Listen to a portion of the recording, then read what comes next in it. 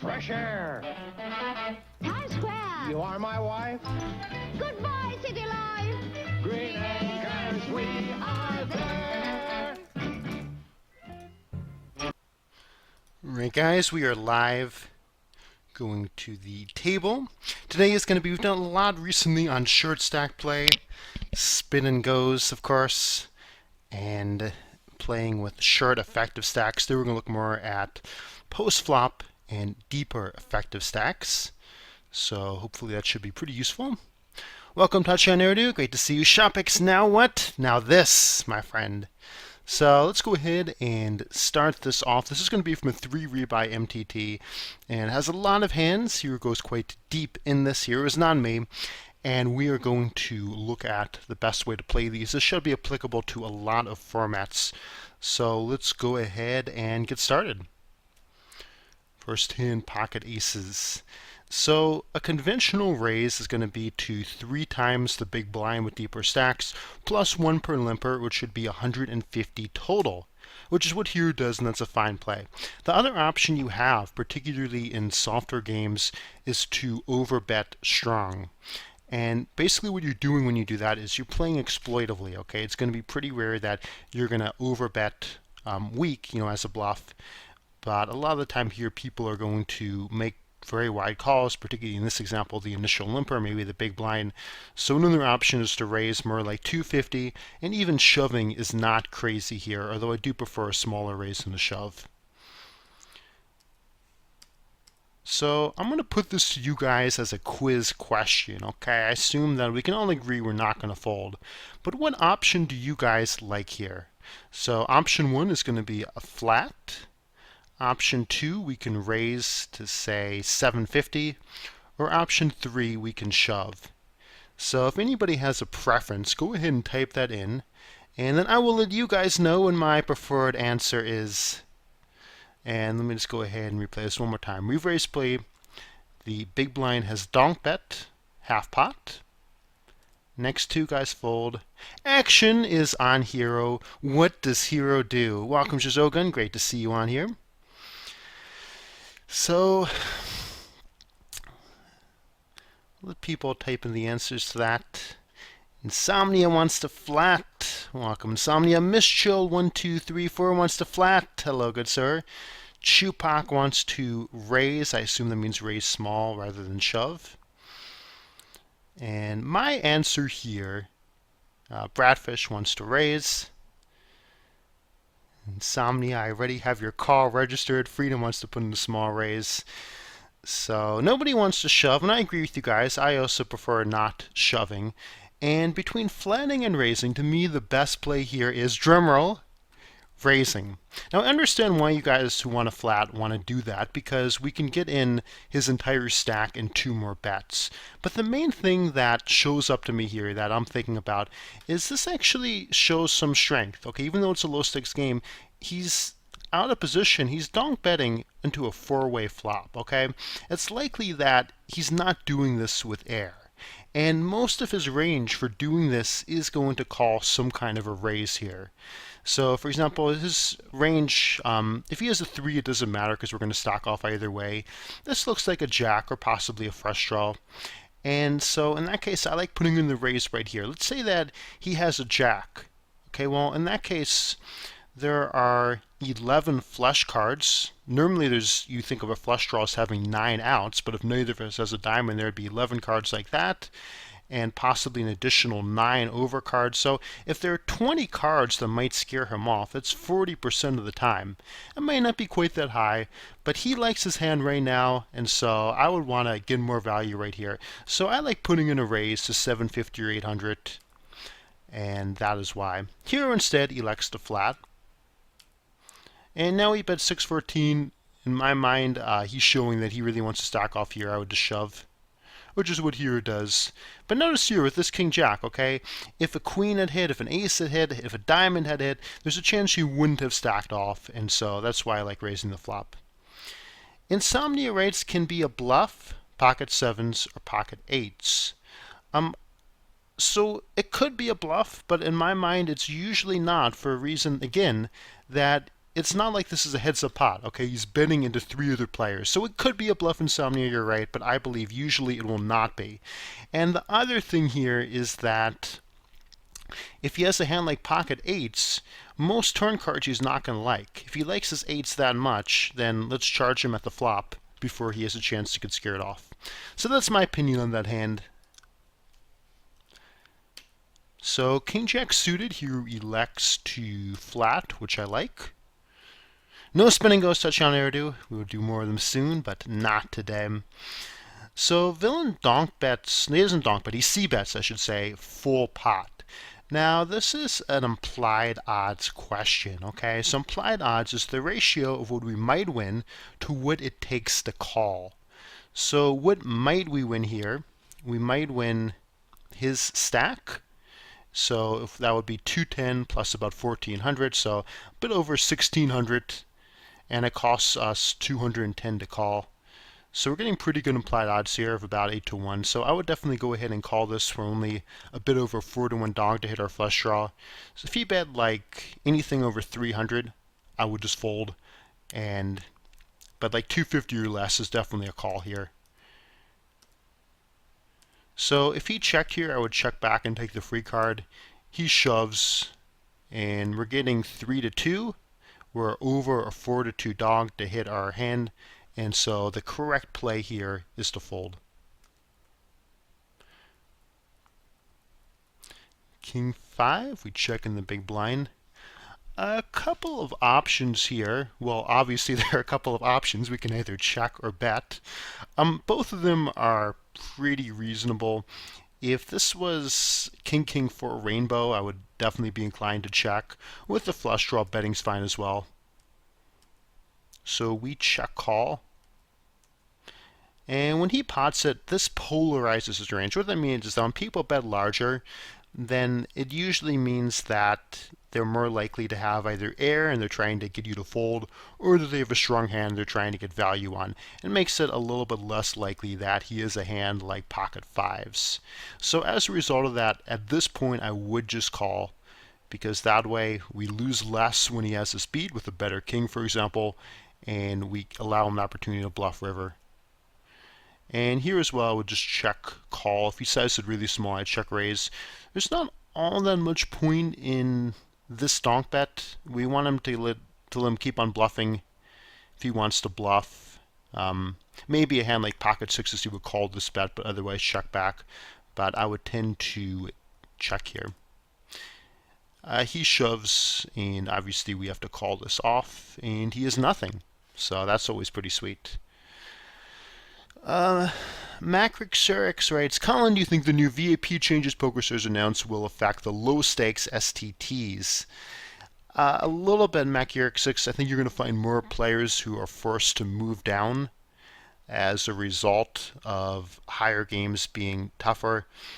But I think that, this is not totally the end. There's still going to be soft and beatable formats, so I don't think it'll be a tremendous impact. MacGyver76, good question. This is a 3 rebuy MTT. I'll go ahead and put that inside of the coaching info box. Game on screen is 3R MTT. So nice question there. Life is nice, yes sir, Snapper John. Absolutely. And bang, so next hand. So pretty clear 3-bet here. Sizing-wise, now the key thing sizing is the deeper the effective stack, the larger our 3-bet sizing should usually be. So for example, if we're 25 blinds deep with him, we would make a very small 3-bet. Here, because we're 60 or 70 blinds deep, I would make a full-size 3-bet to about 350. 320 is fine as well. And villain folds. Generally, any suited Broadway hand from any position is going to be a reasonable open. Pocket fours be flat. I would just chuck fold this flop. Let's talk about hands that we would not chuck fold. So basically, if I had 7-6 suited, would be pretty much the only draw we might have here. A gut shot like 10-9, I would tend to just fold. So in terms of made hands, 5x or better, we would tend to at least check call since you size is a third of pot. So for example, ace 5 suited, 6 5 suited, any 8, pocket 7s, pocket 9s, we would check call this. MacGyver writes, you do that 3-bet as default with ace 4 offsuit.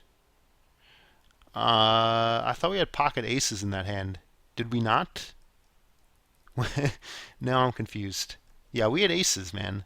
If we had ace 4, no. As a default, I would fold facing a 3x. If you meant a different hand, then I apologize. You have to let me know which hand that was. Ace 8 with backdoors, yes. We would definitely at least check call in that case. And here does make the correct check fold. Okay.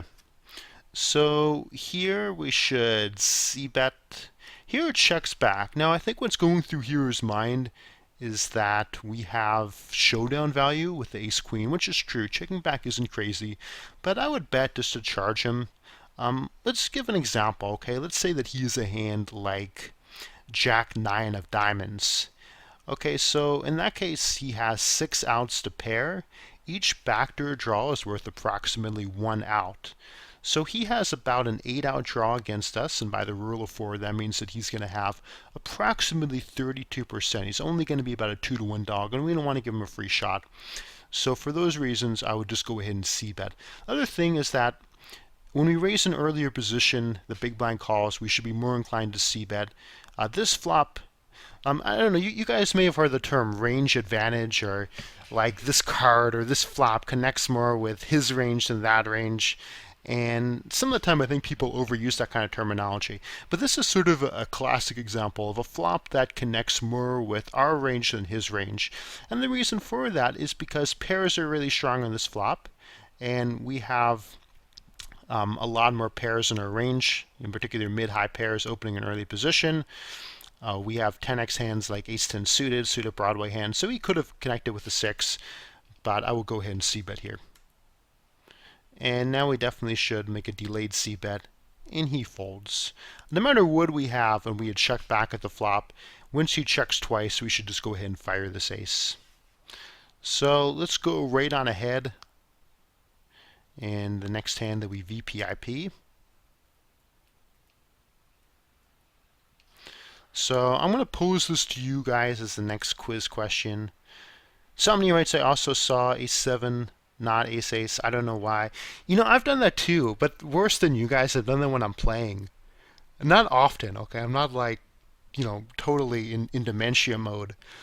But I've had hands where right after it's like, wait a second, you know, that was another ace and not a 6, right?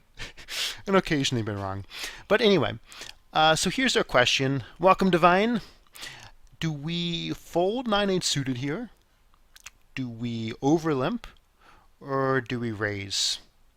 So think about your answer there and type it in, and I will give my answer. Those of you who are regulars in this coaching will probably know what answer I like, but maybe not. So go ahead, give in your answer, and I will type it.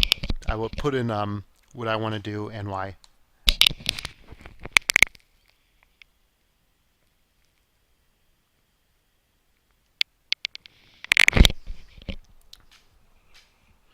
All right, we have a lot of answers, which is awesome. And Insomnia wants to raise, 99 Proms wants to raise, Macurix wants to raise, Snapper John, MacGyver wants to raise, whereas Divine, Kikwata, Freedom, and Michelle want to limp. So another divisive question here, which is pretty sweet. And my answer is, so nobody wants to fold. I agree with you guys. I wouldn't fold this hand on the button. And I prefer raising. So again, limping is profitable. I don't have any kind of big problem with limping, but the reasons why I prefer raising here are because of the fact that it gives us a chance to win immediately. It charges the players in the blinds, and a lot of the time what's going to happen is if we limp here, there's a lot out there. There's 340 in the middle. If we limp, and a lot of the time we're going to miss. It's 4 ways. We're not going to have too many profitable bluffing opportunities, and we'll give up. Whereas if we raise, let's say to 330, I like MacGyver's sizing, Macurix's sizing, a little bit over 300, if we were to go ahead and put in a raise here, then a lot of the time we'll get it heads up or maybe three-way, and when everyone misses, maybe it's some kind of dry flop, we can just go ahead and take it down with a c-bet. So my preference here is to raise. And everyone checks to us. We've connected. Obvious bet here. I make it 280. 250 fine as well. Here takes it down. Interesting spot here. This is definitely a stats-based one, but my default play here, if I'm like right about to time out or something, and I just have to make an instinctive decision, is this is a fold. Okay, this is a little bit too weak. He's shoving for over 20 blinds. Occasionally, this guy's strong as well, even though we're not too worried about him. So I would generally fold here. And what I would call, bottom of my calling range here, actually, if I were to put it in, I would just go ahead and 4-bet shove to isolate. Roughly 9's ace queen would be my range here.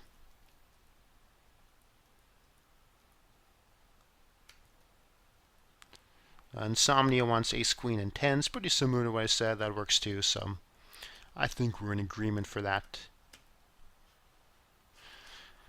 Okay. I'm gonna, you know what? Let's go ahead. Let's do one more quiz here. Who wants to fold in the spot? Who wants to flat? Who wants to 3-bet to, let's say, 850? And who wants to shove? So ace queen, we have a hijack min raise, 2 calls. It's on us. So fold, call, 850, something like that, or ship it. So let's see what people want to do here. I'm going to have a sip. I've got ice water. Ice water is pretty good. I've got it in my some kind of Nalgene, Brita, whatever bottle with a filter.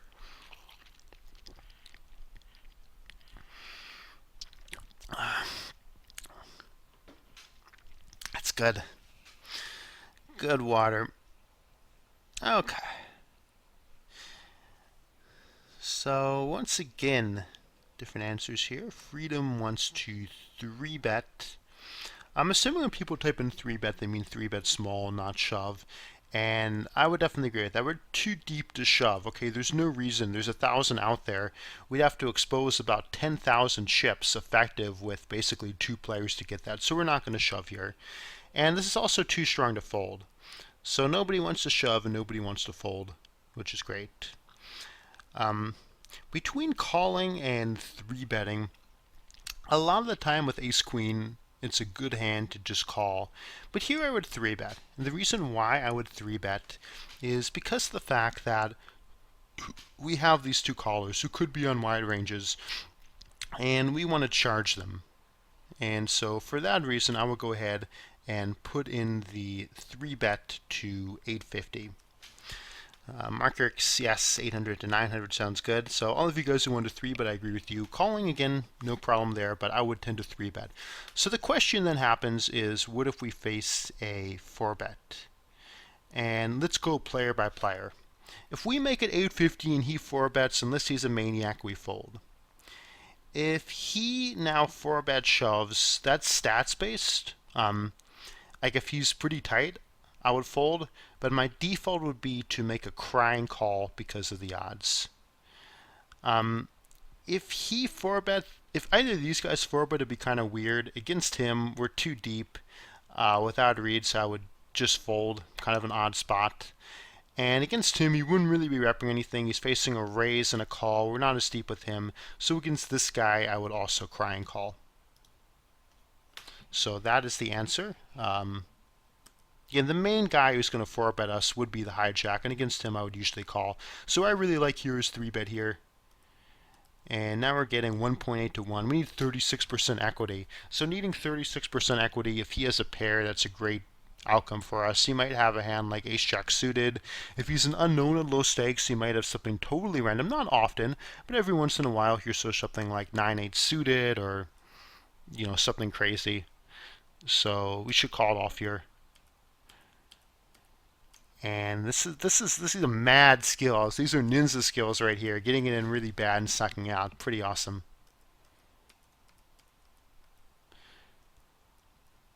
So ace king, we 3-bet. This is just a spot to give up. Even against just these two guys, I would tend to c-bet here, but I would check fold. Now, even though I said to check fold, something kind of interesting has happened, which is that we've learned a lot about two of these players and what's happened at the flop. And the initial guy bets 14 to 31.68. Bats tend to mean what they say. This really small bet looks weak. This looks like he has a hand like, you know, ace 4 or pocket sixes that he doesn't want to check fold but doesn't quite know what to do with.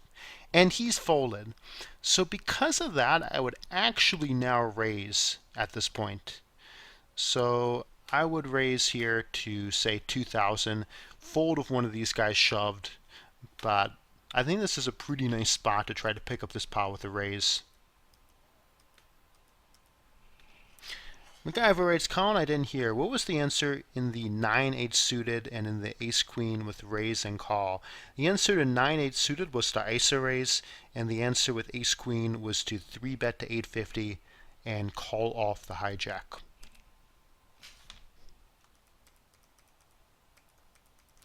Ace-king once again.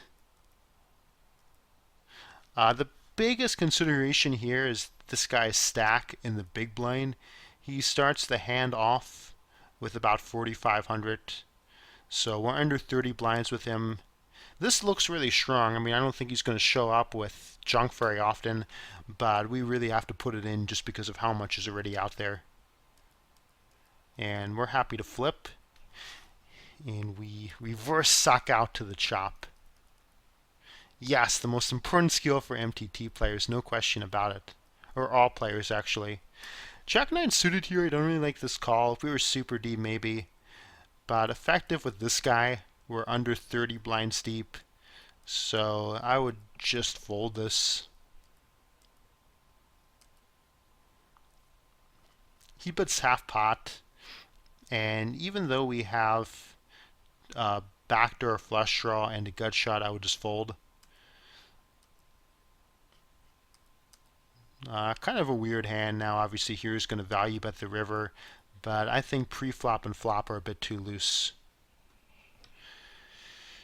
Miss Show writes AK Instacall. You mean facing the big blinds 4-bet shove? Yes, I agree with you. We should definitely stack off against the big blinds 4-bet, for sure.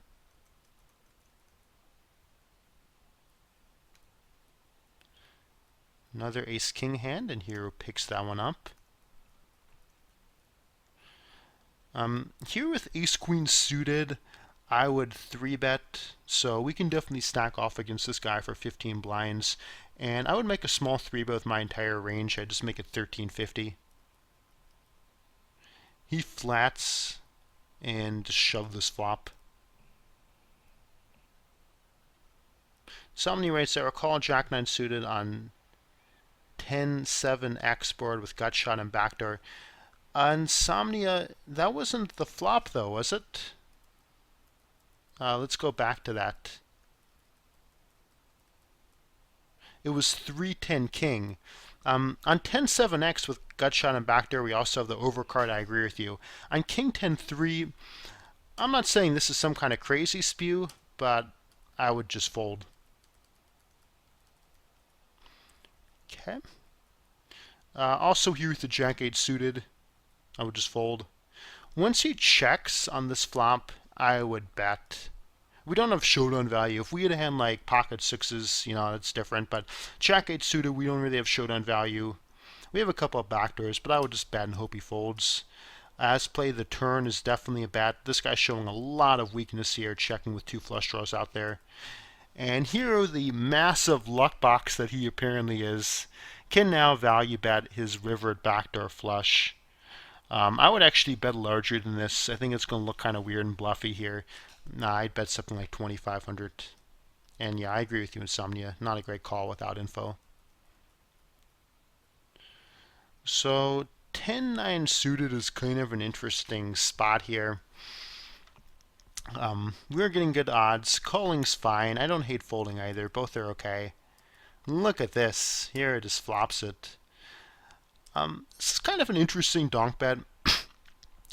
A lot of the time, I will take some odd lines, occasionally donk bet here. But if we were going to donk bet, then I would size it smaller.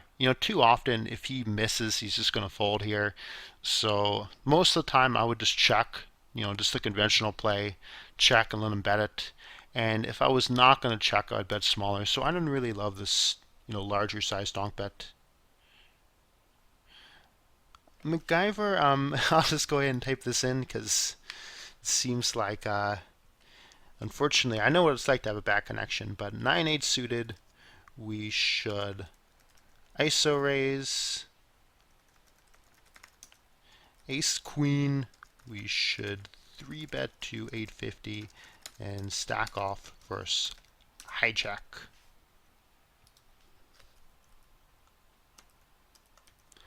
Okay. Jack 9 offsuit, we can defend here, getting 4-1 in the big blind, and check fold this flop. Very good. And moving ahead here. So here should open in this spot, range of roughly 5s plus, Ace 8 suited plus, Ace 10 offsuit, King Queen or King Jack off, all suited broadways, 10-9 suited. Big blind's going to come along, bet half pot, and we take it down. No problem, my man. I know, I've had that Mexican internet. You've got the Mexican internet curse. We've all been there. Jack 9 suited, King 9 suited is just a fold here. So next hand. Queen deuce suited. So here are open limps. Now, stats are really important here. This is, okay, the kind of player that I would want this guy to be to open limp would be loose passive. If he's loose passive, then open limping is really good here. We can limp stab a lot.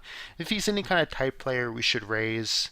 If he's a maniac, I might actually just make a tight fold here. But limp stabbing can be very powerful. And I normally bet more than the min, particularly when there's an ante. I would normally bet like 480 here, but here it does take it with the min bet. So our opponent bets 2/3 of pot, and with the ace queen I would call. We do have the double over cards. He's going to be on a, so the tighter his range is, the more inclined that we should be to fold, because then even if we hit our ace or queen, we might not be good. So if, for example, he raised UTG, I would just fold. When he raises cutoff, I would flat this. And then he fires again. Bad turn card for us, and just give up. Bit of a loose raise with Jack 8 suited. I would generally fold. Even Jack 9 suited would be a lot better. And I'm going to pose this to you guys. C-bet or check and give up? Again, this is readless, I know, so it's better if we have reads. I agree. But readless, is this a C-bet or a check?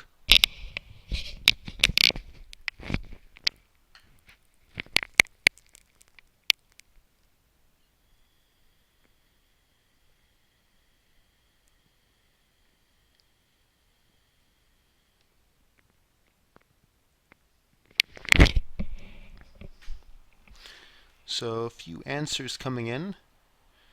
2 of them are from insomnia, but when somebody writes 2 answers like insomnia is done, that makes it look like I'm getting a better response to my quizzes, so I appreciate that, insomnia.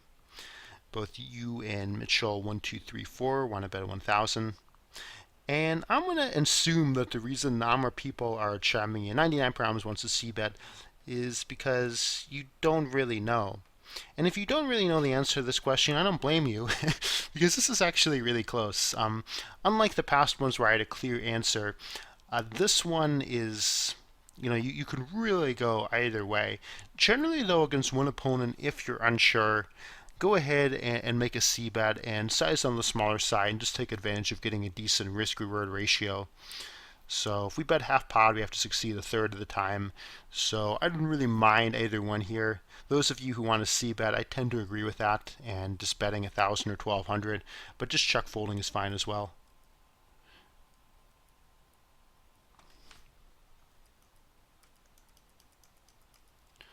So king deuce suited, I would generally flat here. Getting 8-1, I wouldn't fold this. The other thing we can do some of the time is put in a squeeze, because there's a lot of dead money in this pot. So we can make it something like, 3,700 here. Most of the time I would just flat, but occasionally I would squeeze.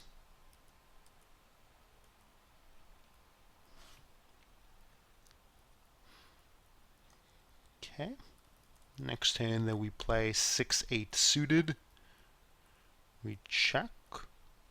Okay, this is a really important spot because here this is a mandatory bet. And let me explain, I'll get to your question in a moment, MacGyver. Let me explain why betting is so important in a spot like this. Okay, two wonderful things have happened even though we're going to check the flop.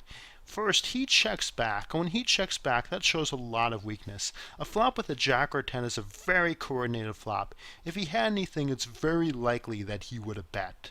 Okay, if he's sitting there with king jack, he's betting that flop the vast majority of the time. So one, he's showing huge weakness. Two, the turn is a blank. It's unlikely the three's hopped him. And three, we've picked up a flush draw. So that means that we don't want to check fold.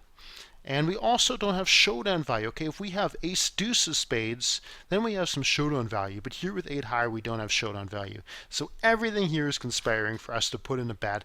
And I will go ahead and fire 700. So this is a bad check. It's much better to bet here than to check call. And now we can check call this river. I would call this. He's really not repping all that much. Maybe he has a hand like pocket nines. But here we're getting close to 3-1. We only need to be good a little bit over 25% of the time. And I think we will be. So I will call. Bet turn, bet river. Yeah, I agree with you, Insomnia. Absolutely. MacGyver wants to know why check fold is fine on a monotone flop. Because on that particular flop, if he has any kind of pair, he's probably going to stick around. Any kind of naked diamond hand. So a decent part of his range is going to stick around. But like I said, I do agree with the c-bet. Okay. So aces here. Put in a raise. This guy's showing a decent amount of strength here. I would tend to just shove. And we will chop against aces. Here are 3-bet shoves. If this guy is a recreational player, I'd 3-bet small. Against a reg, I'd probably just play 3-bet shove or fold with my entire range for consistency. And this would be a shove. So let's go ahead to the next batch of hands that hero is going to play. I've talked about this before in this coaching. When the small blind open limps, you should raise super wide, particularly without history. 8-6 off is close. I would still tend to raise. Checking's okay. And we flop the open and straight draw. He bets. So here I would call again with the plan of bluffing if we miss any checks to us. But of course here he's going to luck box himself into a rivered straight. And I will go ahead and bet 3K here.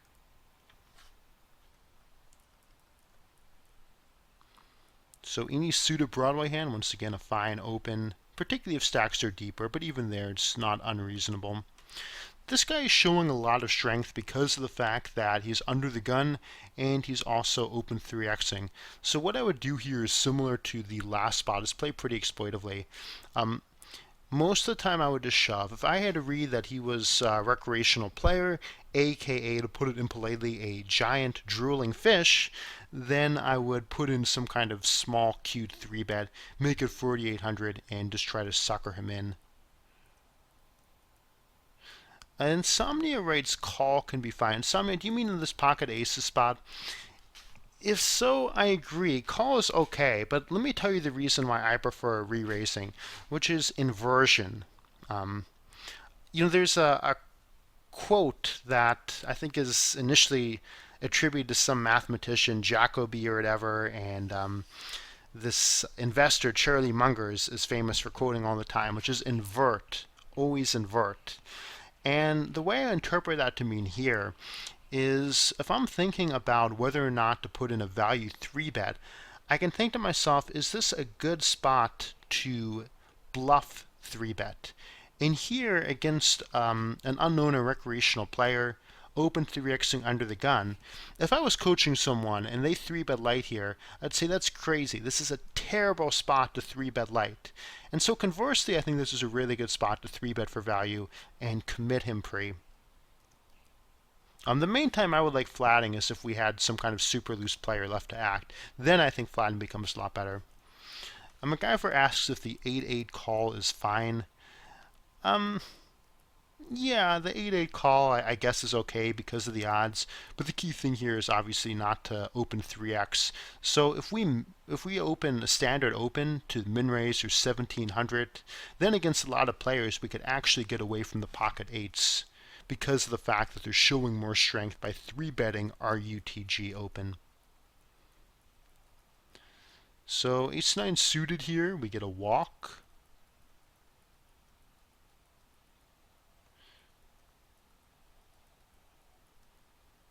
Okay, now this spot is the most mandatory raise. This is such a weak check. I hate this check so much. I can't even tell you guys how much I hate this check.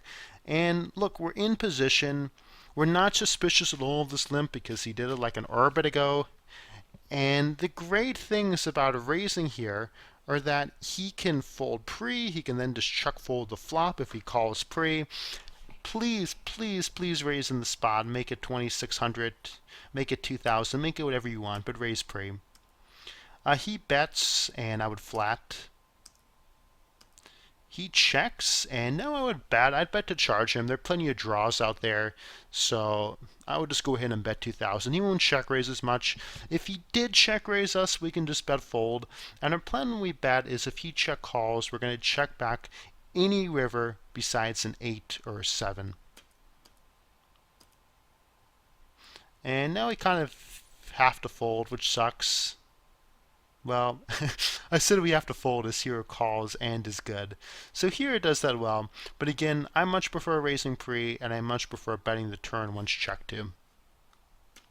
So FWIW. Good 3-bet, I would just size it a little bit smaller here. And we make another massive suck out. Life really is good. Any ace we can normally open in the cutoff, and we will take that down.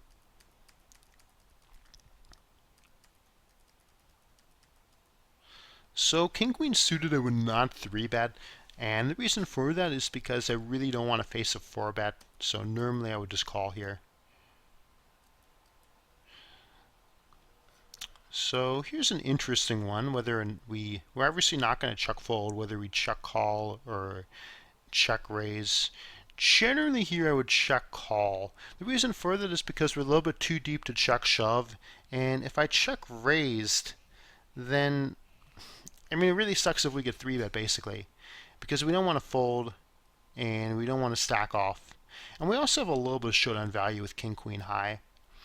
So somebody wants to check raise. I don't know if Michelle you're suggesting 9k here. And so those are reasonable, but I would generally check call this for those reasons.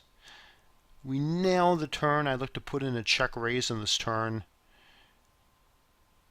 And now value bet this river. The only thing is that, so this is the really important thing when we're deciding on how to play the river, which is that if we bet, we need him to hero call. Having the queen of spades hurts us. Okay, because this guy, if he's hero calling us, it has to be with the 10 of spades or worse. So our options are either to check and try to induce a bluff, or make a smaller bet and hope that he's more likely to hero call us or bluff raise. So putting in a small bet of like 4k is fine here, checking's fine here, but this bet is a little bit too much. Yeah, 2,999, that sounds good to me. What does 3-bet light in this spot is a question from MacGyver.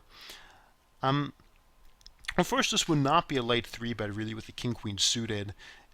If this guy, if he's like a recreational player, let's say he's just some loose low stakes rebuy player, I would have no light 3-bet range. I would just play pretty straightforward and just be 3-betting for value. If he's a reg, then I would take some hands like suited connectors, suited aces, and 3-bet them. but particularly against a recreational player, I just wouldn't really be 3-betting light there. So pocket sixes be flat in position. And I'll put this one to you guys. Do we call or do we fold here? Again, this is read this, but here, this is one where we would need, in my opinion, we can have a default play here, okay? Most of the time I would do the same thing in this spot. And with the right read, I would modify that. But generally here, this is a spot where I would do one thing. So while you guys type an answer to that, I'm going to pull up Equilab here.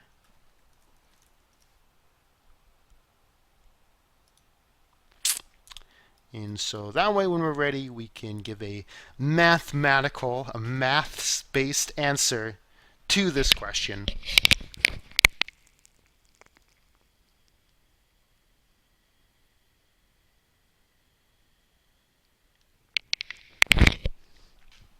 Okay, so about 5 answers coming in here. Call, fold, fold, fold but call sevens, and readless fold. Okay, so I'm going to select a winner for this question, and the winner will be Insomnia, who wants to call, because I agree with you that we should call this off. Now, key thing here is what range do we put them on, and what odds are we getting?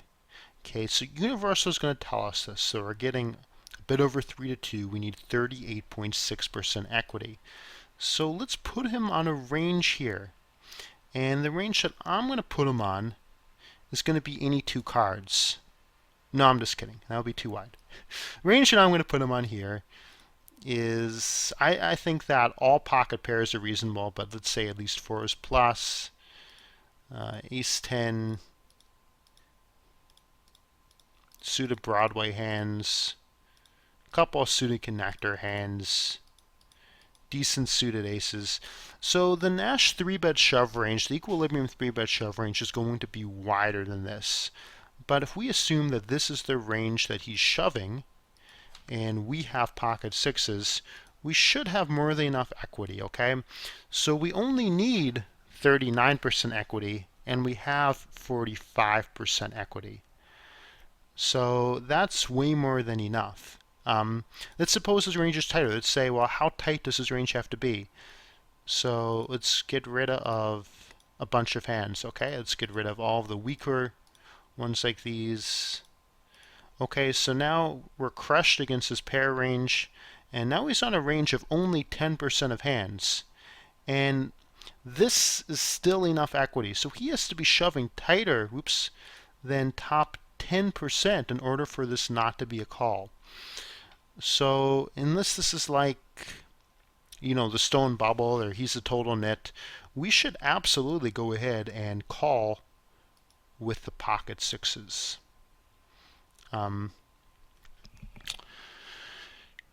King, king, ace, king, NIA 3-bet. What's NIA stand for? I should know this. I know most of the abbreviations now. For some reason, I can't come up with NIA. Anyway, sixes is a call, and I think here is fold. Kind of sucks there, but that's okay.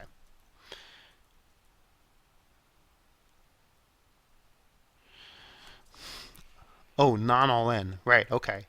Yeah, okay, so Insomnia's point here is that if he had a premium hand, that he would probably 3-bet smaller, and so we could cap his range. That's not a guarantee with 16 blinds or however much he was shoving there, but I definitely agree that it makes aces and kings less likely, and that helps us. So that's a very good point by Insomnia.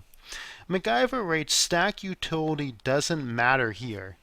And the answer to that question is no, it doesn't matter. And the reason for that is because, one, it's an MTT. We're not going to be all that concerned with ICM.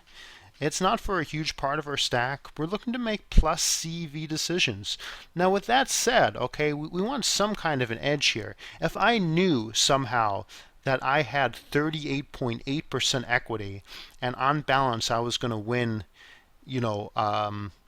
1/1000th of a big blind, I would fold. But if I knew that I had like 40% equity, yeah, I would absolutely go ahead and make that call. So good question, but that is my answer there. Fives, I would definitely chuck fold here. Very coordinated flop, out of position. Just give up.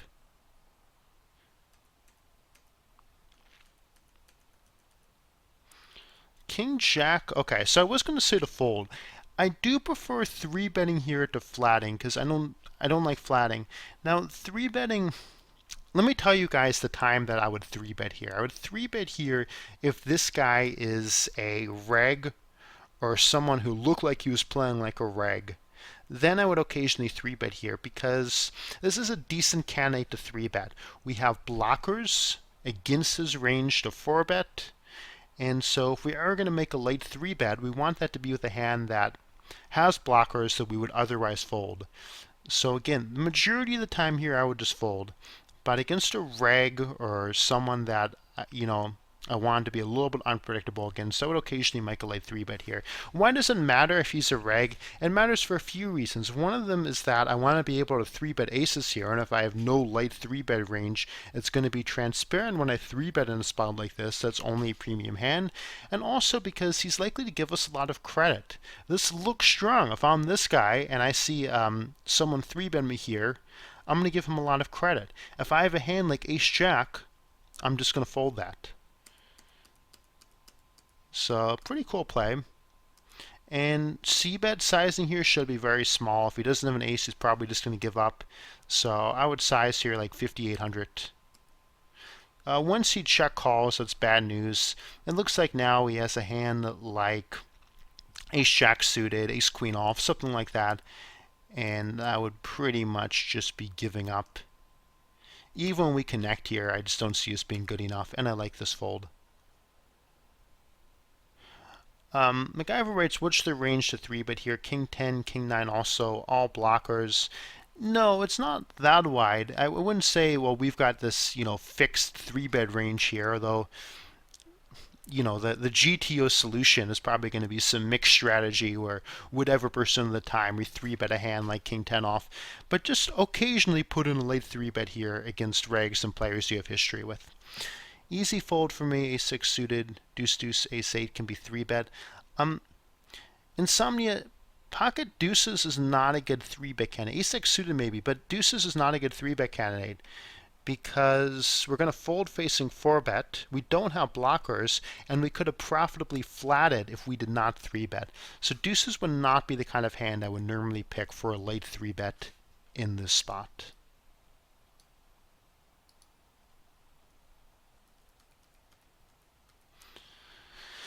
So here I would just fold pre. One thing that's interesting though is that this guy does not reopen the betting. So the raise is by 2,300. If he shoved for 6,600 or more, that would reopen the betting. And then calling here would be terrible. Calling here I would still tend to fold. This is a little bit too short. If we were deeper, I would call. This short, even though it doesn't reopen the betting, I would fold.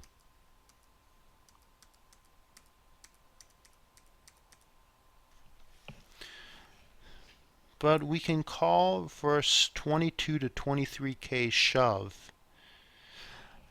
We could, but we wouldn't be too happy about it. Queen 10, just a fold there. And we'll play shove fold with a 12 blind stack. So here, king 6 suited is a correct shove. And pocket 8, so it would definitely shove. This guy should call now with his entire flatting range, and this is a very weak fold. Swiss, we talked about that a little bit earlier, but I do not like the new policy. I think that it's not quite the sky is falling news that some are interpreting it to be in terms of how disastrous it will be, but I definitely do not like that move on the part of PokerStars. MacGyver in the King Jack offhand, we always see bet ace high dry flops, right? Yeah, pretty much always. Okay. Ace 3 suited is good here. Good shove. And I would definitely call this. This guy's going to be in a capped range shoving for this much, and this is a pretty clear call for us to bink the double. So here I would open the Queen 9 suited, and we'll take that down without a fight. King Jack I would raise here to say 7,800. Here open limps. Most of the time I would just go ahead and put in a raise here. And once this guy 3x's, I would... Well, let me put this to you guys. He 3x's. As played, do you want to fold, call, 3-bet small, or shove? And then I will give my answer.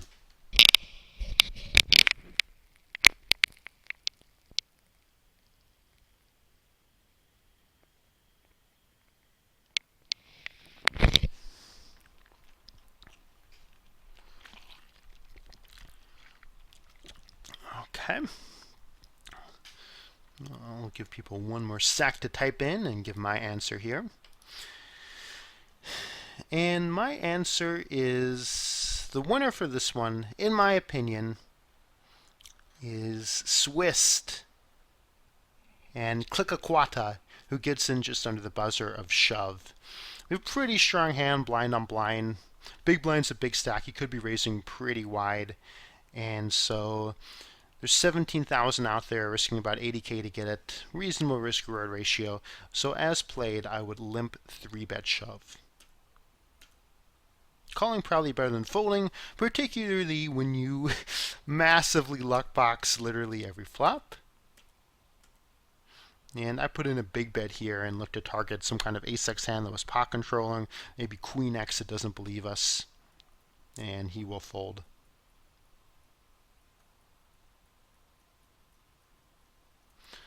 So yeah, here this guy is shoving for about 18 blinds. This is a call against most players. If he was pretty tight, I would make an exploitive fold, but generally here I would call this. So ace-jack offsuit is a 3-bet here most of the time. The reason I like 3-betting is because we can stack off facing 4-bet. So what I would normally do here is I would 3-bet to 24k and call off a 4-bet shove. And here it just tries to check down ace high, which is fine post flop.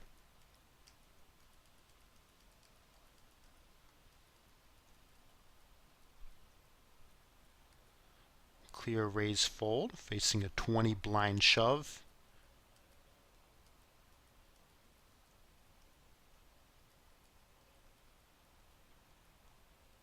And here flats this. No play is too crazy here, folding, flatting, or 3-betting this.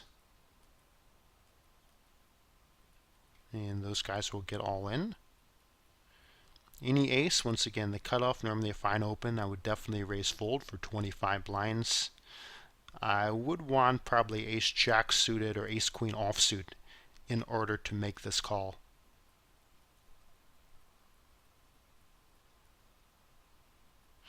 Here I would tend to c-bet against 2 players.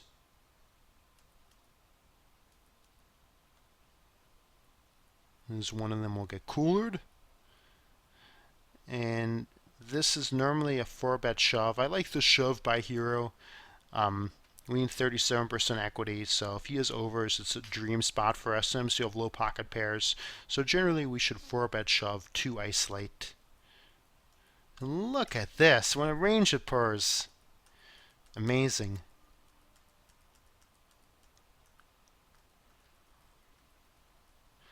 Okay, so king 10 suited here, he likes to flat. This would be strong enough to check call because of the fact that the button could be in a wider range. We also have an overcard. We've got the gut shot. And checking and betting are both reasonable there in the turn. Swiss rates, what do you think about checking the flop with ace-queen in that hand? I think that would be fine. Generally against 2 players there, and we don't really want to check fold. If we do check, I would c-bet. So generally I would c-bet there, but I agree it is fairly close. Ace-queen, I like the flat pre against the UTG razor, and I would check call this flop bet. and check call the turn. And the river, I would basically want to throw up because we can't fold, we can't call, and we can't raise, which really means that all of our options are pretty terrible. But I guess when he sized it this small, I would puke call and get shown the bad news. King 10 suited. 3-betting here is okay. I don't really want to face a 4-bet though. So because of that, I'm fine with his flat as well. And this is a regular speed MTT. So here, I'll put this to you guys. This is another one I think has a fairly clear answer. C-bet this flop or check it back. Jeopardy theme song playing. All kinds of possibilities open to us. Do, do, do, do, do, do, do. It's the worst rendition of the Jeopardy theme song in the history of man. Alright, once again, this question divides people. And once again, I like that. And once again, I'm going to have to tell half of you guys you gave a great answer, half of you guys you did not give a great answer. Now, of course, that doesn't mean that... Ooh, Schwieben. Is that German? I like that. That doesn't mean that I'm always right in these spots. I'm just telling you guys the play I like. But the play I like here is to check. The reason why I would check this back is because of the fact that if we bet, he's usually going to fold worse hands. If he is better, he's usually going to give us action. We're not worried at all about him drawing out because we have the best possible draw. So for those reasons, I would check this back for pot control. If he then bets the turn, we can call, even unimproved. If he checks the turn, then we will normally put in a bet at that point. So checking to me looks like the best play here. He checks again, now I put in a little value bet. I would tend to bet a little bit smaller at the turn and then bet larger on the river and try to sucker him in that way. That's me. What can I say? I'm a wild and crazy guy. Checked around, we should go ahead and fire this turn. And we'll take that. Generally here, King 5 off, I would open raise. Limp's okay. And limp stab will take it down for hero. Again, limp stab can be pretty powerful. Generally I would c-bet this. I guess hero's line's okay. Out of position, do we c-bet? In which hand, Macurix? In the pocket queens? No. In the pocket queens, out of position, I would still check, looking to check call. Okay. Next hand. This is kind of close here. We are getting 15 to 1 implied.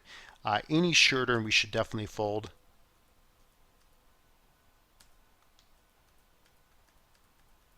Queens once again. So here's been open limping everything, and therefore it's reasonable that he would open limp again, even though generally we should raise this. And I will go ahead and fire this turn again. The ace doesn't connect well with his range. As played, this is a clear check call. Most aces he's going to raise pre. And we should be good once the river goes check, check. Another implied odds question. We're calling 14, trying to win the 52 that's out there plus the remaining 182. So we're calling 14 with the potential of winning about 230. So we're getting about 16 or 17 to 1 implied here. Implied odds, though, tend to go down a bit. They tend to not be as powerful a concept when our opponent is likely to be in a wider range, which he might be here, given this hijack button dynamic. So this is another one that's fairly close, but my preferred play in this spot is to fold. Hero calls. Alright, what are the odds that he flops a set? Okay, normally you're like 7 or 8 to 1 against flopping a set. Here, I'm going to say that here is about 100% to flop the set. What a shock. He does. I would check call, try to keep him wide, and now put in a check raise in this turn. and as played shove and hope to get called by a king. Okay. Swiss says I fold because he was not so active. I agree on the fold. Call versus nit. Yeah, if he's a nit, then we put him on a tighter range. We're more likely to get paid off when we connect. So, all good comments there. So this is one we could 3-bet and fold facing 4-bet, or we can flat. We're obviously not going to fold. If he checked back, we would bet most turns. This is another pretty clear flat. Definitely have the implied odds there. Ace-6 in the hijack is fine to open, fine to fold. As a default, I am folding Ace-6 off in the hijack, but depending on the player, I would sometimes open the remaining players and the situation, whether it's close to the bubble, final table, whatever.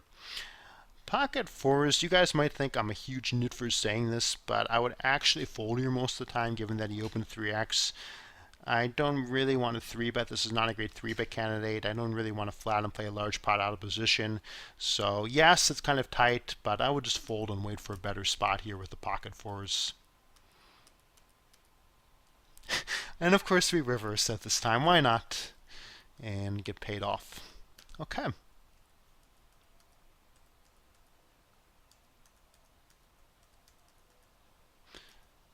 So ace-queen flat looks good against the UTG plus 1 open, and then check folding.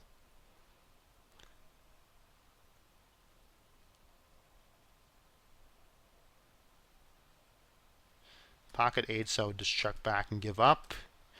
Again, a rivered set, we can put in a value raise here. I would put in a raise to like 90k, and he folds. MacGyver writes, if it was a min raise with a pocket force, and MacGyver, that is a very good question. In that case, I would be more inclined to flat. All of our options would still be reasonable there. But some of the time I would actually fold even against a min raise. So that's a good question. Can't really go too wrong in that spot. But against the 3x, that's when I start preferring a fold. Queen 10 off is a c-bet here. Good things can come. In particular, we can hit and then make larger bets on the turn and river. We can get him to fold a hand like pocket 5s. So I would c-bet here. Spike the nuts, put in a big raise. Life remains good. Skip ahead a little bit.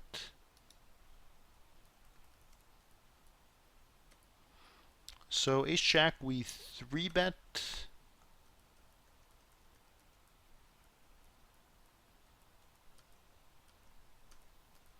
Against this player, we're going to usually be stacking off. If it comes like the queen of clubs or high club, we won't be. But other than that, this 6, I would stack off here. So I would go ahead and bet, say, 88k and call off a shove.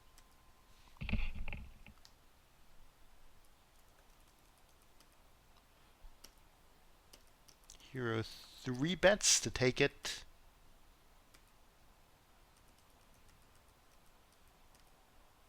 And I would fold. He opened under the gun. We're sandwiched with the big blind in as well, who may have hit. I would actually just fold this. If I had even a backdoor draw, I'd be more inclined. If I had ace-queen of diamonds, I'd be more inclined to stick around. But here I would just fold.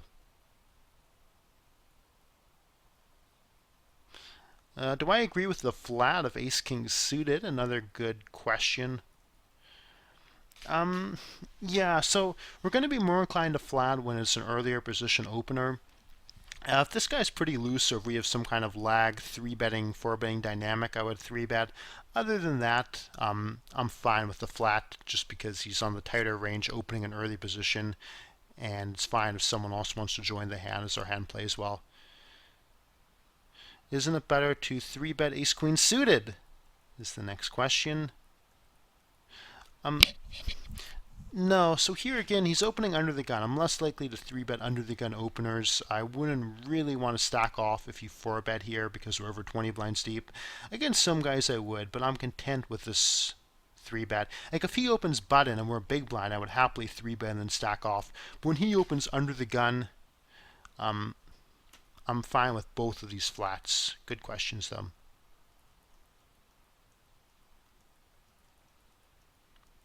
So here, big fan of the limb stabbing. Keeps on firing. And takes it down. Nice line there. And a saucy little light 3-bet. I would c-bet here. Fairly dry flop. I would just go ahead and try to take this away with a bet of like 52.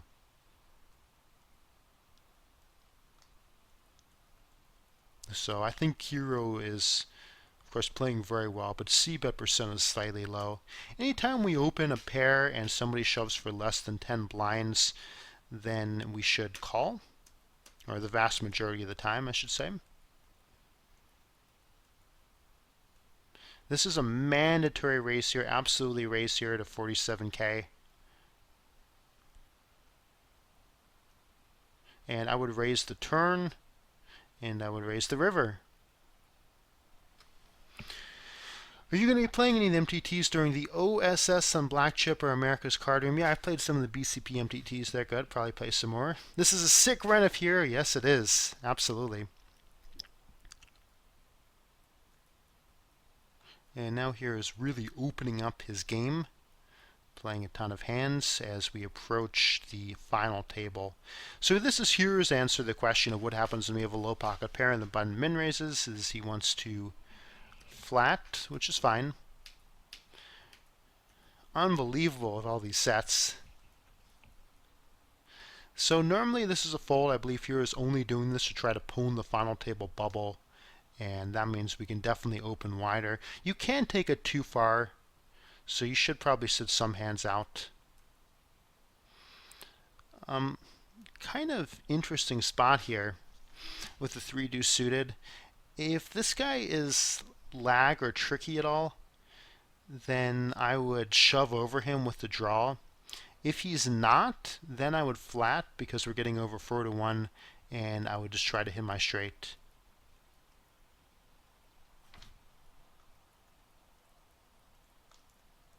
And now aces after we've been playing every hand. Somehow this guy limp folds facing a 3x raise.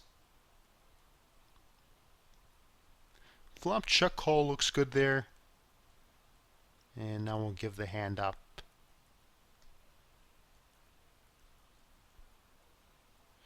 See, this guy here to our left looks like he might be onto what we're doing and trying to give us trouble. And so that means that we should tighten up a little bit when we're opening and widen up a little bit defending. For example, 4-betting a bit wider, giving him more trouble post-flop.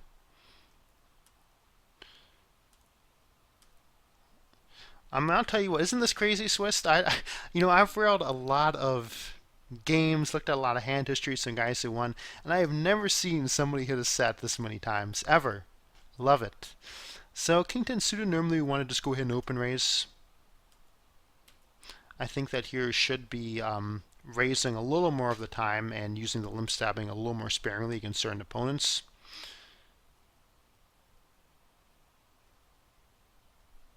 Wow, look at this. Too much. Too much. So here it's c-bet small, very dry flop. And based on what we've seen from this guy, it looks like he clearly just wants to make plays from us. We've seen the small bets as being weak. I would just check call this and look to try to show down king high.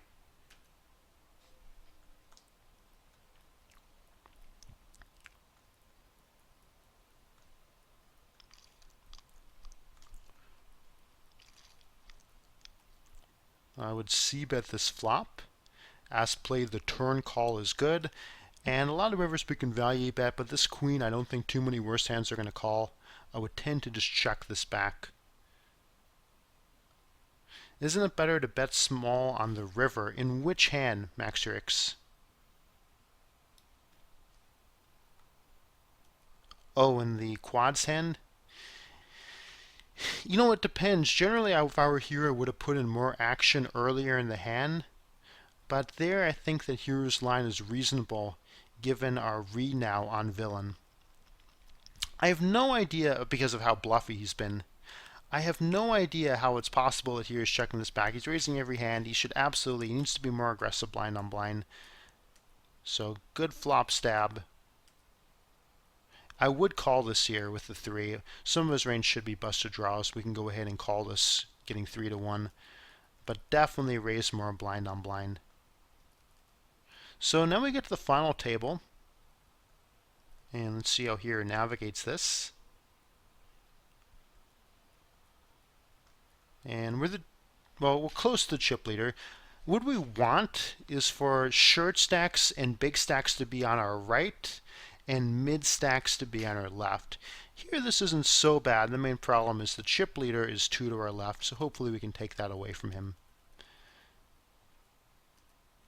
And because it's the final table, we'll go through every hand now.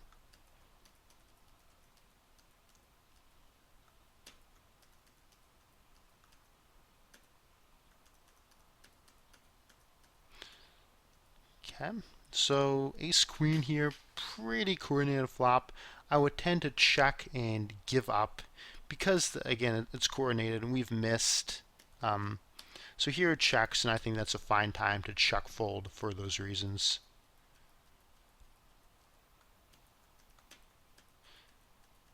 And one of the things we want to be on the lookout for is how people are playing, in particular whether people are tightening up a lot and we have a lot of good pawning opportunities, and that should be your default, but it won't always be the case. So here I'm going to put this to you guys as our next quiz question. Without a read, do you want to fold, flat, or 3-bet to 105k or something around there?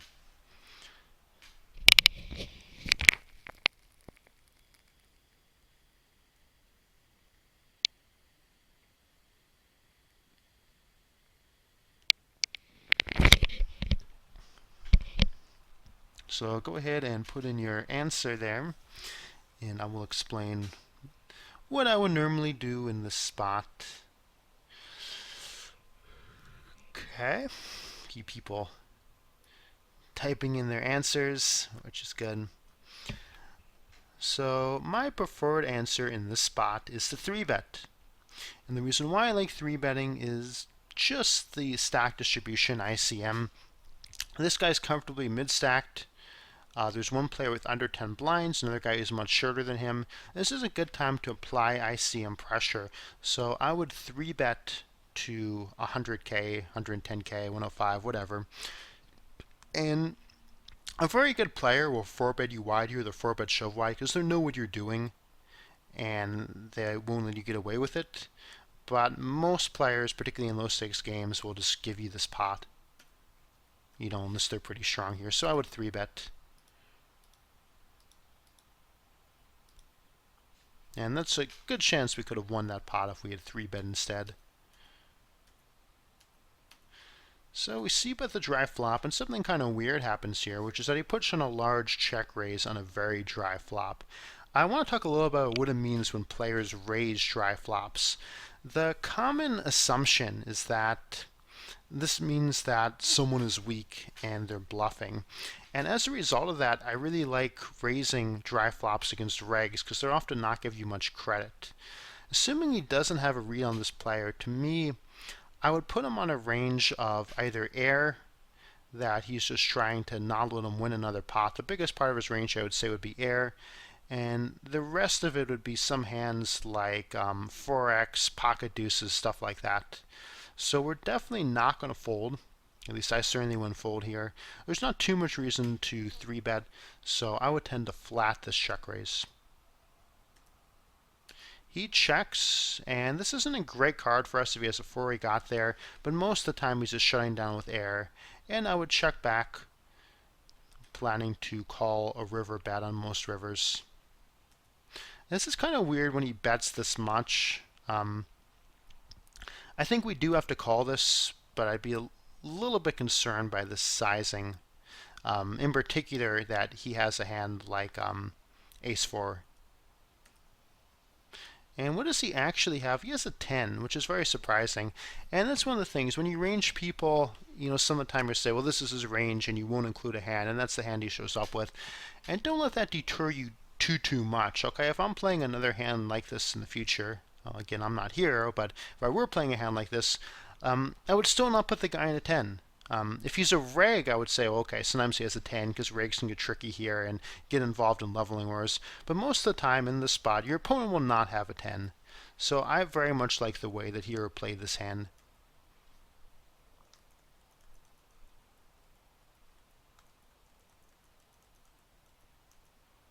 This is just a fold. We're not getting the implied odds. Good fold by Hero. And we'll skip through some hands that he doesn't play a little bit quicker. King, Queen, kind of an awkward stack. Now we're the mid stack. Folding here is good. And Hero chuck folds, which is okay. So a lot of the time when you're the mid stack, there's not too much to do besides hunker down and play a little bit tighter. Here with the ace jack, normally I'd shove for a little bit over 20 binds, but flatting is fine as well. This is the problem though with flatting, is that you have to be a little bit careful playing large pots when there are ICM considerations.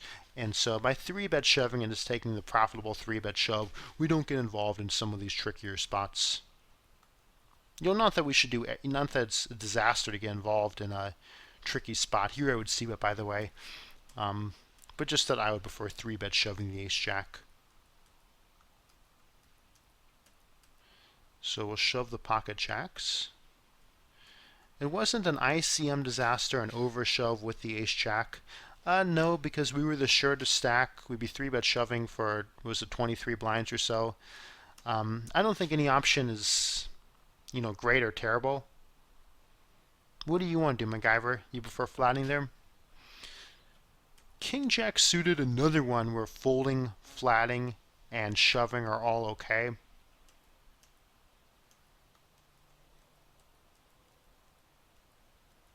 Queens obviously we willing to stack off, but unfortunately we just get a chuck fold on that flop.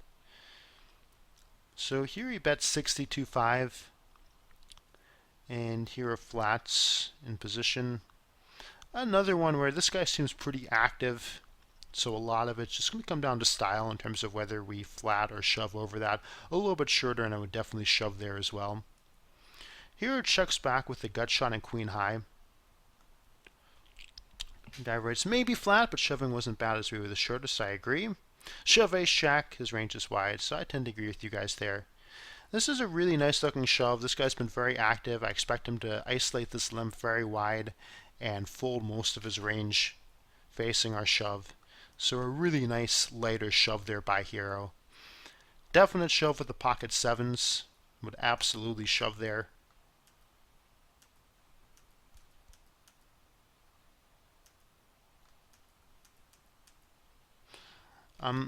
If we were shorter, I would shove, but because of the fact that we're now full 25 binds plus deep, I would tend to just nit fold this.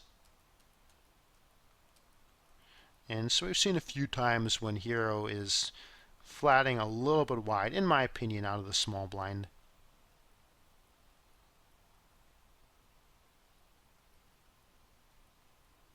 Bets right out with top pair and takes it down. That works.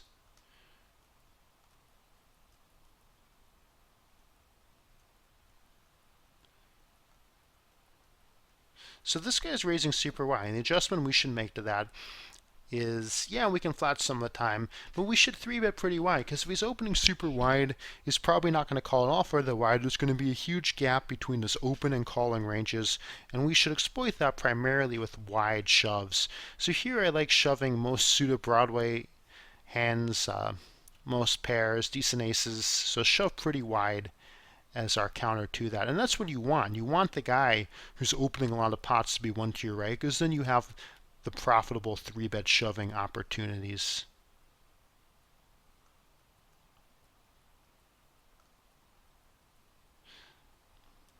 Good shove with ace jack suited in the small blind. And another shove here with pocket eights. Now we're the mid stack, and as the mid stack, or one of the mid stacks, that should make us more inclined to just end it pre-flop and take the unexploitable shove. This guy shoves, and I'm going to go ahead and put him on a range here of at widest probably 8s ace queen, and hands that are very consistent with the shove are going to be 10s plus and ace king. So he has ace king, which is great for us. And that brings us to second in chips. So this is a spot where I would play. We now have this guy about tie in chips. We're in position. And so because the stack distribution has changed, I would tend to play this hand. We could flat. I like putting in a small 3-bet here, making it something like 175, and trying to pressure him in position. So I would tend to 3-bet this hand pre and take this as a light 3-bet opportunity.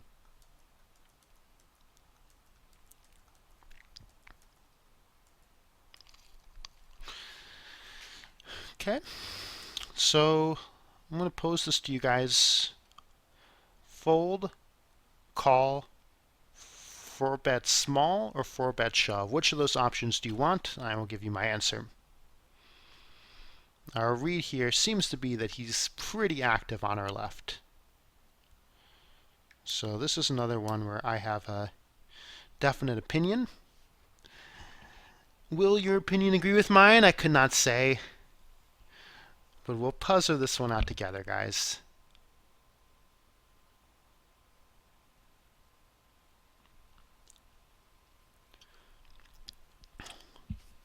So the winner of this one, of the answers put in so far, I'm going to have to award it to 99 Problems, who wants to 4-bet ship it. Reason why I like that play is because he's been active, and we've got a pretty strong hand here, so I don't want to fold this. If we flat, we're playing out of position, too often we're going to have to fold. If we 4-bet small, then we have to call off, right? We're not going to turn this hand into a bluff, but we don't want to because of ICM. So I would just go ahead and shove. There's almost 300,000 out there. We're risking about 5 times, so not a wonderful risk-reward ratio, but not a terrible one. So out of position, I would just seize the immediate 4-bet shove, and that's my preferred play here. And when we flat, that leads us to some difficulties. Okay, what are we going to do now? We can't really fold here, but do we really want to call and then just fold turn? So 4-bet shoving makes life a lot easier. Or we can count on the fact that we're always going to spike a set on the turn and river when we don't on the flop. And I would put in the check raise here. This hand's a little bit too vulnerable. And now we're the chip leader, which is pretty sweet.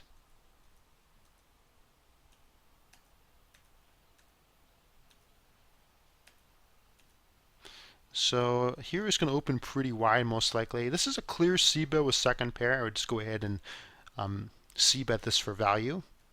As played, I would make a delayed c-bet on the turn, and as played, I would check back the river.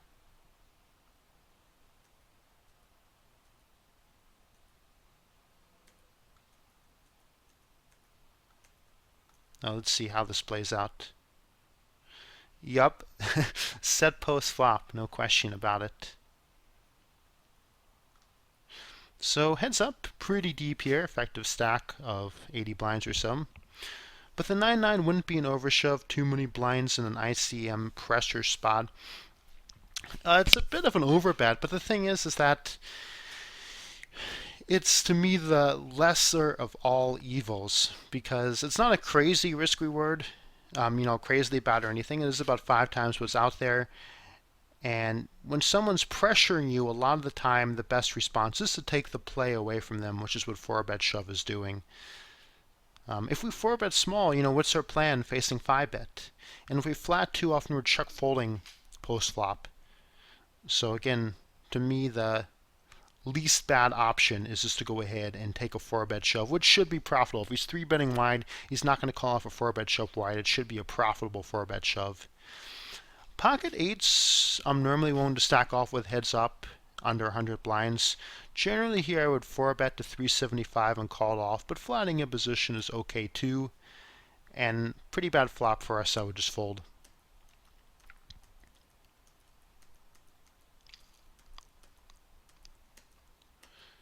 King 10, we raise there and tack that limp. Pocket 10s now, he's been 3-betting a lot. I would just absolutely 4-bet here. So I'd make it 400k. If he 5-bet, I would happily 6-bet shove or call him off. So we 6-bet, he calls. This guy has no chance of winning a flip against us, obviously. And 10s and back-to-back hands, FTW. 10 of hearts is that lucky card. Okay. I want to do two more things left in okay, three things left in this coaching. One of them is to say that there's a question on the Sitting Out Crushers thread. By all means, feel free to post questions there. And I don't know if that particular poster is on now, but I'll answer his question because I promised to elaborate on it in here, which was in 50-cent spin and goes. He says that when he opens the button, usually both blinds are calling. How should he respond to that? And should he start just limping a hand like pocket nines because it's tough to play if he doesn't flop a set? The answer is if your opponents are calling a lot, yes, you should raise tighter than other spots, but you can think of it as, do you have at least 33% equity against their range's multi-way? Because if you do and you also have position, it's a decent spot for you. So with a hand like pocket nines, if both call, sure, a lot of the time your hand won't be good, but more than your rightful share it would be, you're also in a lot of small pots, so don't be too concerned. Just think about it as, do I have an equity edge against their ranges? So that's the first thing. The second thing is that I wanted to ask you guys, because we finished the spin and goes and we're on to some other stuff, they were asking me today in Poker Strategy what I wanted for the next few coaching sessions to do, and I said I'd put it to you guys. So, do you guys have any requests for what we focus on format-wise in the next few weeks? For example, 9-man MTTs, MTT S&G, go back to spins, post-flop stuff. MacGyver, it's in the, if you go to the Sit and Go forum, Collin's Sit and Go Crushers Academy thread, it's in the last page of that. So if you guys have anything you want to see, go ahead and put them in here, and I will use that. I'll bring that feedback and say, this is what people want to see. So definitely type it in if you have an opinion. While people are doing that, tomorrow is Thanksgiving here in the U.S. I know not the biggest holiday, other parts, but right now Katie and her mom are downstairs in the kitchen cooking all kinds of pies and stuff like that in preparation for tomorrow. You know one thing that, have you guys heard of the chirpumple?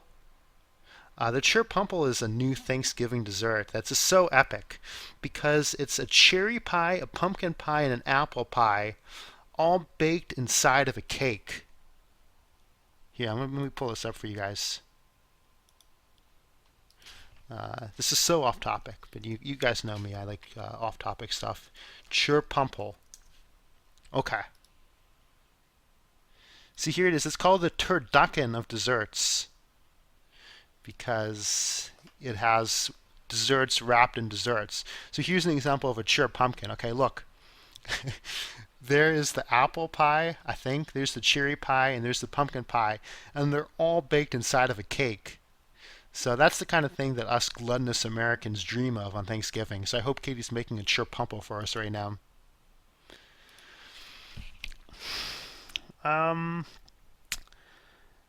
MTT S&G is 9-man, MTT S&G, 9-man, MTT is short-handed, 6-max S&Gs, reviews, 6-max.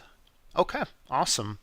Well, I will say then mainly S&Gs, 6-max, MTT S&G, and I guess less on the spin. So great feedback. Thank you guys for posting that. I will be in Lexington for Thanksgiving. Oh, that's awesome. And Katie and her family will be jealous as they have spent a lot of time in Kentucky. So that's very cool, 99 Problems. And a few people laughing at the Chirpumple. It's such a great name, too. I've started calling Wilbur the dog that. I'm like, Chirpumple, Chirpumple, because it's just so catchy. There's also the Pumpicapple, which is the same kind of concept with pumpkin, pecan, and apple. So that sounds pretty sweet also. Yeah, it would make a great screen name. That's so true. If I could change my starter screen name, I'd be Chirpumple Man. I think, though, we're going to call it now. It's been over the hour and a half. You are very welcome, 99 Problems. So yeah, thanks, guys. I hope that you have a great start to your holiday seasons. And great week at the tables. So, again, thanks so much for tuning in. Snapper John, great to have you here on your first session with us. I will definitely enjoy that. Thank you, sir. Shizogan, you are very welcome. Insomnia, goodbye, good sir. Shifty, you are very welcome. Freedom 2017, thank you. Michelle 2314, thank you, good sir. Shupak, appreciate that. Swiss 87, great answers today, thank you. So have a great week, guys, and I will see you next week, same time. Bye, everyone.